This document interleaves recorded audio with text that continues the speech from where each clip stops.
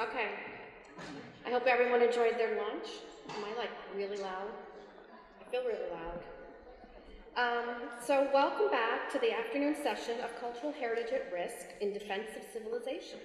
My name is Barbara Lilly, and I am the Program Officer for the New York State Program for the Conservation and Preservation of Library Research Materials at the New York State Library. And I think my program name might be longer. And it's much smaller. But I will be your host for the afternoon, taking over from Lori. Our afternoon keynote speaker is Dr. Victor Asal, who's a really nice guy. I was told to say that. Using data from the Big Allied and Dangerous Insurgent data set, which scared me when I read that. Data from the Global Terrorism Database, Dr. Asal will examine the factors that make insurgent groups more likely to attack such cultural heritage sites or kill people at such sites. Dr. Asal is chair of the Department of Public Administration and Policy and an associate professor of political science at the University of Albany. So please welcome Dr. Asal. Thank you, Barbara. So I like to move around a little bit. I hope that's okay with you. So I got one of these speakers. We'll see how it goes. Before we get started, though, we're talking a lot about destroying things, and sometimes I think it's worthwhile to actually look at something.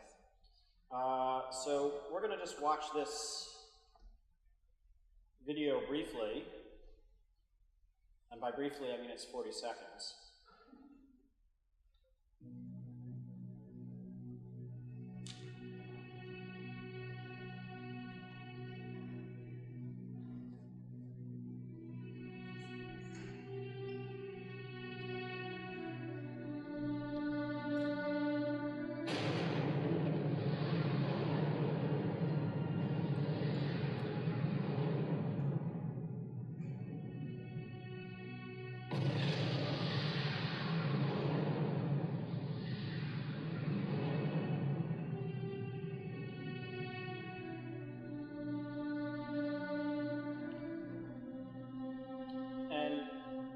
Oftentimes we speak about stuff and we don't really, we get to have one remove away from it.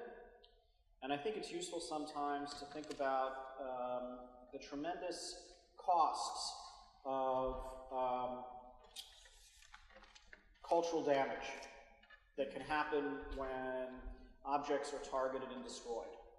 And what we're focusing on here is what are the factors that make insurgents more likely to target cultural sites, and destroying such sites. And can you imagine the kind of impact it would have on you if you were alive when the Washington Monument was destroyed, or some other event? And it's important to think about how these kinds of acts impact our psyche.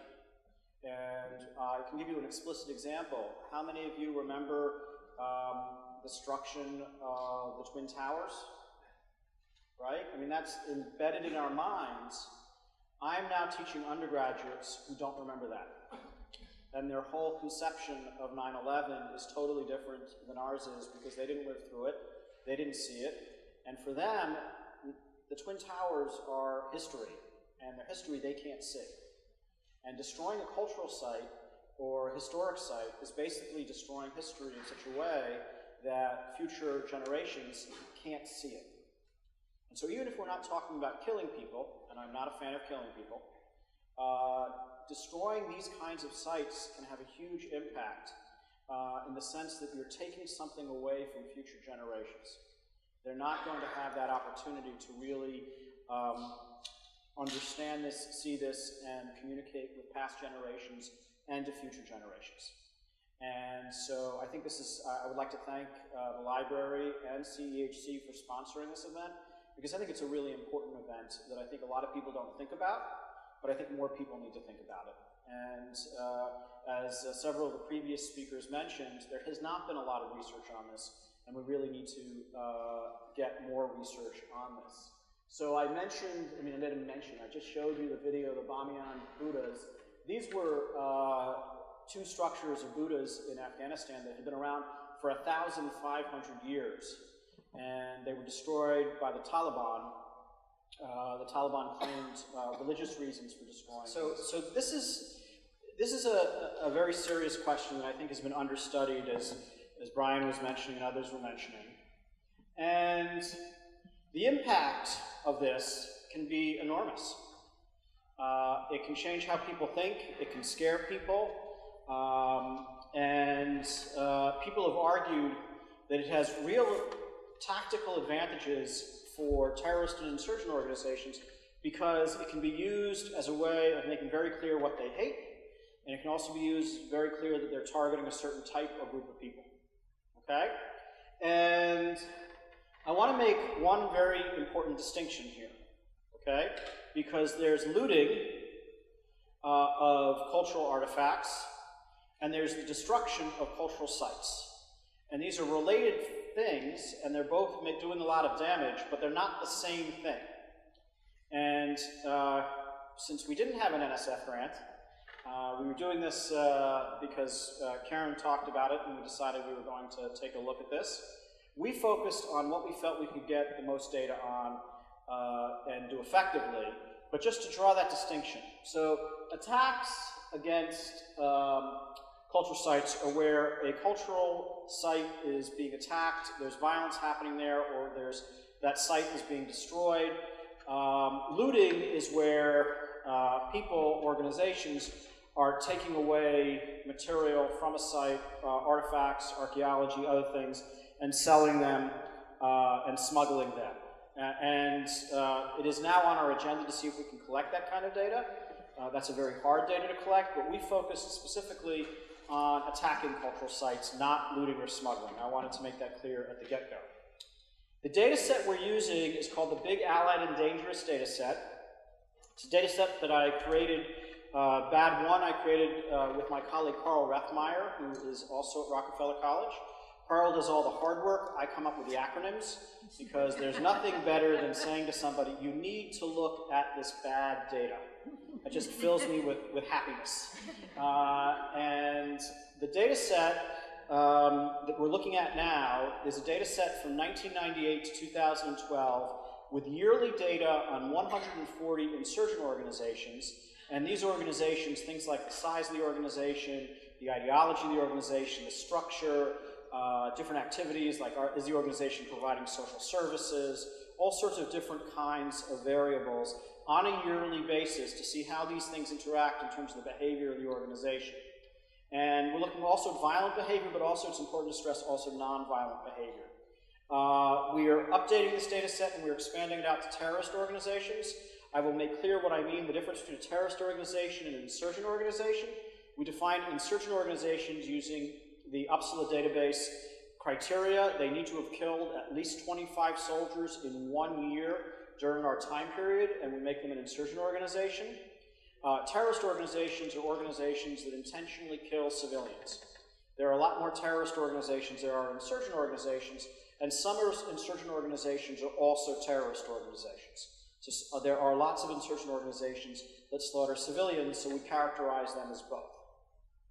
Oh, one more thing that's important to note, the data set only goes up right now to 2012, and a lot of this upswing in destroying cultural sites happens from 13 to 16. So we're not capturing some of that. And I want to be upfront about the limitations of the analysis that we have. Okay, so my colleague Lucy Sorensen, who's a co-author on this paper, is pretty sophisticated about doing scraping and matching, and so we used the UNESCO World Heritage List data, which captures 832 cultural sites, 206 natural sites, and 35 mixed sites, and she used geographical proximity to match those sites to events reported in probably the most used terrorism event data set right out that's now out there. It's called the Global Terrorism Database.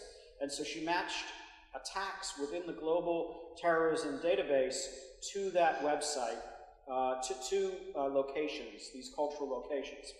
And we restricted them to the longitude and latitude of these spaces, and then once we found matches that said something happened, that event happened in that space, we checked to see if it was actually that space, because longitude and latitude can capture more than we might think. And then we matched these sites to the GTD data. Okay, and I can talk more about this during questions when we have the panel sitting here.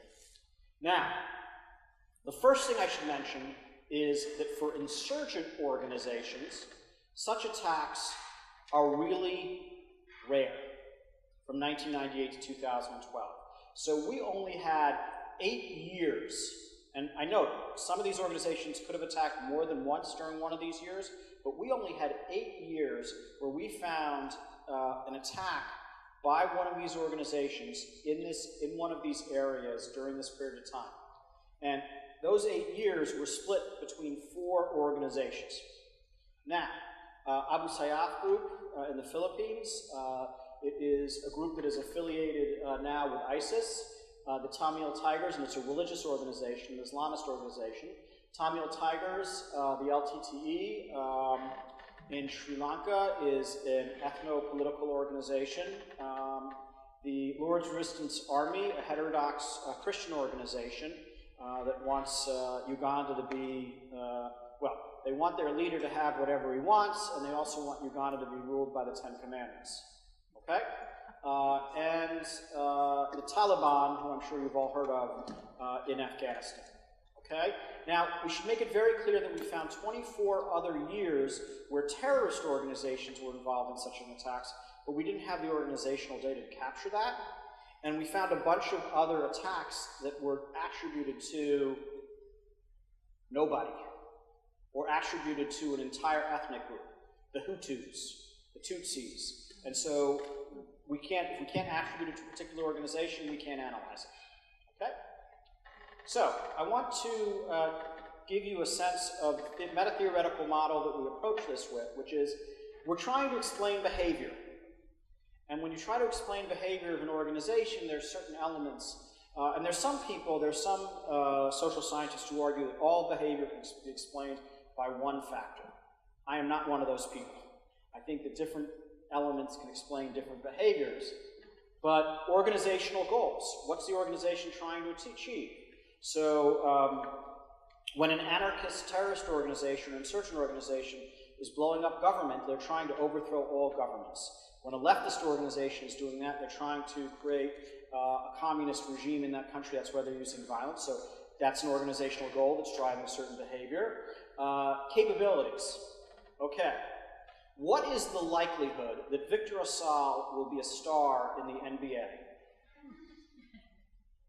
I like 0. Thank you for your faith in my abilities, okay? Why is likelihood 0? Barbara? Your age? My age, okay, that's a relatively new one. What's the other factor about why I'm unlikely to be in the NBA? Your height?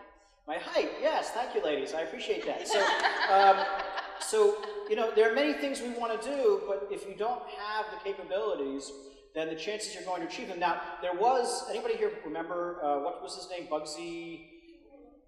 What? Yeah, so there was a guy who was 5'2" in the NBA, but there's like one of them, and that was about 6 or 7 years ago when he finally stopped playing. So capabilities has an impact on what we can achieve, even if we want to achieve something. Relations.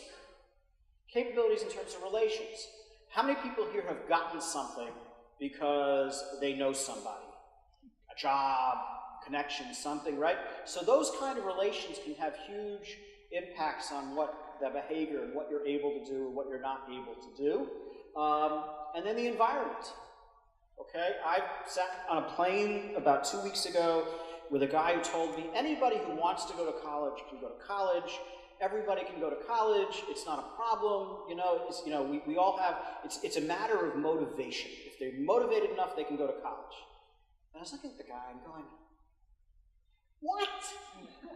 You know, the environment that somebody is in can have a huge impact on what they're going to do and how they're going to do it. So we see all of these factors as having an impact on behavior. Okay? And it can vary. So what might explaining targeting such sites? Well, if I take this initial targeting of the Buddhas as a starting point, one would think that ideology would have a big impact. That certain ideologies should be motivated to destroy certain kinds of targets. And so in this particular instance, religious ideology springs to mind as a strong motivator.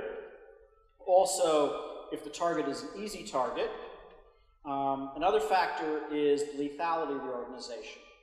If an organization is perfectly willing to slaughter lots of civilians, then they should also be perfectly willing to blow stuff up that has historical significance, because if they don't care about the norms of civilians, why should they care about the norms of historical artifacts? And also capability, other types of lethality, size, alliance. Just out of curiosity, how many people here think ideology is going to be the major factor? Okay, we got about 4. How many people think that a soft target, it's easy hit? Okay, you got 1 or 2. How many people think that if they're slaughtering people, they're going to do it? Okay, we got 6. Anybody think other kinds of capabilities? And many of you, like many Americans, did not vote. Okay, that's fine. That's fine. So when we actually do the analysis, and I was actually surprised because I thought that ideology, certainly based on the organizations that we had in the data set, I thought ideology was going to have the largest impact. And indeed, religious ideology is having an impact, but it's less than 1%. And this is a logistic analysis, controlling for time series, blah, blah, and so forth. But this is the probabilities. What you're seeing here is the probability of the likelihood of min to max, of if this variable is there, if it's not there, if it is there, how does the probability increase that you're going to attack one of these sites? And what we're seeing here is that religious ideology is having less than 1% of an impact. What is having a massive impact, and I thought it would have an impact, but I didn't think it would have this big an impact, is are they killing a lot? If they're killing a lot of soldiers, they are very likely to be doing this. And if they're killing a lot of civilians, they're also more likely. So it's groups that are slaughtering a lot are more likely to attack these kinds of sites. Okay? So killing a lot, specifically soldiers on the battlefield, everything else is having either a minimal impact or less impact. For me, these were surprising findings, and this is something that I want to keep working on. I also want to bring in, should we be able to get the data, I want to bring in analysis on the looting aspect of this as well. And so, like I said, there's room for more research, and I already said that, and I believe that we're only now 2 minutes or 3 minutes late. So I'm going to stop now and pass the baton.